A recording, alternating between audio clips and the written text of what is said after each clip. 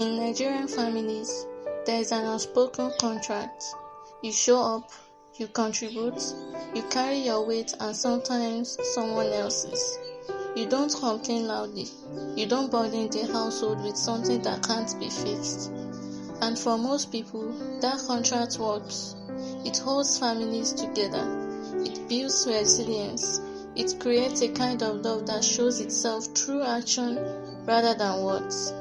But nobody writes a clause for what happens when your body changes the terms. When you have a chronic illness or a rare condition, and you exist inside the Nigerian family, that contract becomes the most complicated thing in your life. This video is about that complication and why nobody talks about it honestly. To understand the dynamic, you have to understand the structure first. Nigerian families, broadly, are built on interdependence. Everyone has a role. Everyone contributes. The strong support the weak. The healthy support the sick. The earning support the dependent. And there is deep beauty in that. The communal care, the showing up, the understanding that you are not alone in difficulty. But the same structure that creates that beauty also creates a specific pressure. The pressure to not be the one who needs too much.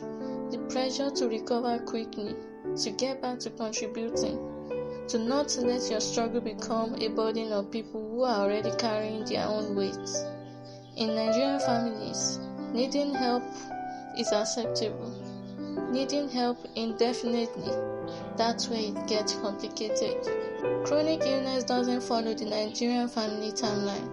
It doesn't resolve in a season. It doesn't respond to prayer alone. It doesn't get better because the family needs it to. And when a condition is permanent, when it isn't going away, when it will keep requiring accommodation, keep requiring adjustment, keep disrupting the structure, Nigerian families often don't have a framework for that. What happens instead is a series of adjustments nobody fully acknowledges. Family members take on more without naming what they are carrying.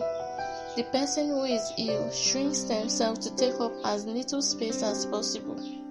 Conversations happen around the condition rather than about it.